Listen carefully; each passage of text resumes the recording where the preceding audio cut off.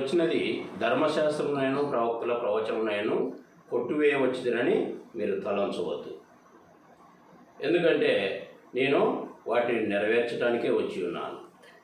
నరహత్య చేయవద్దు అని నరహత్య చేయవద్దు, నరహత్య చేయవాడు విమర్శకు లోనగునని పూర్వీకులతో చెప్పబడిన మాట మీరు విన్నారు కదా. అయితే నేను మీతో చెప్పున్నది ఏమనగా, తన సహోదరుని మీద కోపపడు ప్రతివాడు విమర్శకు లోనగును. తన సహోదరుని చూసి వ్యర్థుడా అని చెప్పువాడు మహాసభకు లోనగును, ద్రోహి అని చెప్పువాడు నరకాగ్నికి లోనగును. కాబట్టి ప్రియ సహోదరి సహోదరులారా, నేను ఎవరితో చెప్తున్నాడు ఈ మాటలన్నీ? శాస్త్రులు పరిచయులు వాళ్ళు వచ్చేసి చాలా ఆటంకంగా మరి ప్రభువారిని ఇరకాటంలో పెట్టాలని, ప్రభువారిని శోధించాలని వారు మాట్లాడుతూ వచ్చినారు. అలాంటి సందర్భంలో చెప్తున్నాడు అనమాట, నేను ధర్మశాస్త్రమునైను ప్రవక్తల ప్రవచనమునైను నేను కొట్టివేయడానికి రాలేదు అని చెప్పేసి ఈ మాట చెప్తున్నాడు. నరహత్య చేయవద్దు అని మీరు విన్నారు. అయితే నేనేమని చెప్తున్నానంటే, తన సహోదరుని మీద కోపపడి ప్రతివాడు విమర్శకు లోనగును. వ్యభిచారం చేయవద్దని చెప్పబడిన మాట మీరు విన్నారు కదా. వ్యభిచారం చేయవద్దని చెప్పబడిన మాట మీరు విన్నారు కదా.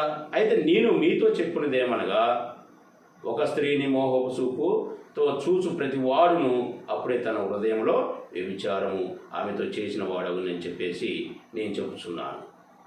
అలాగే ఒట్టు పెట్టుకొనవద్దు. ఏమని? నీవు ప్రమాణము చేయక అప్రమాణములను ప్రభువునకు చెల్లింపవలను. క్షమించండి, నీవు ప్రమాణము చేయక నీ ప్రమాణమును ప్రభువునకు చెల్లింపవలనని పూర్వీకులతో చెప్పబడిన మాట మీరు విన్నారు కదా.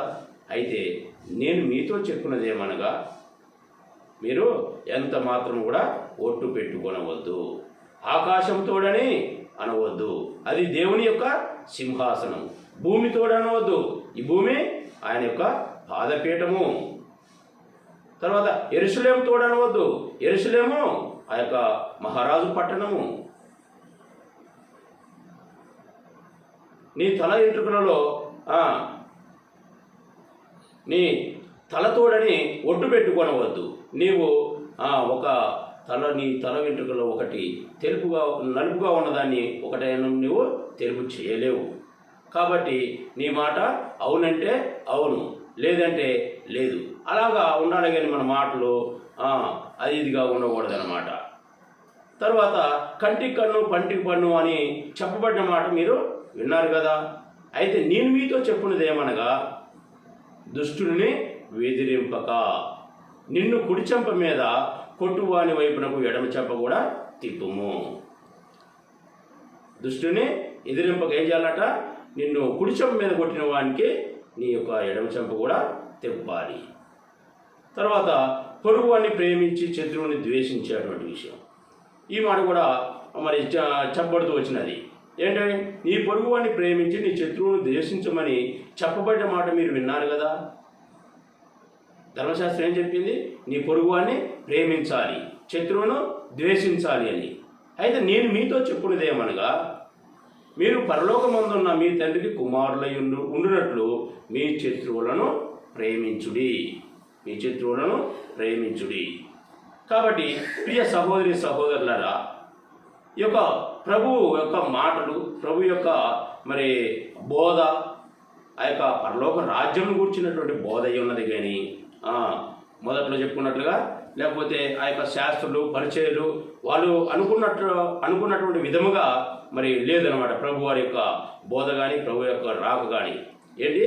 ధర్మశాస్త్రమునైను ప్రవక్తల ప్రవచనములనైను కొట్టివేయడానికి నేను రాలేదు. మీరు అలా వచ్చారని మీరు తలంచవద్దు. అవి నెరవేర్చుటకే కానీ కొట్టివేయటకు నేను రాలేదు.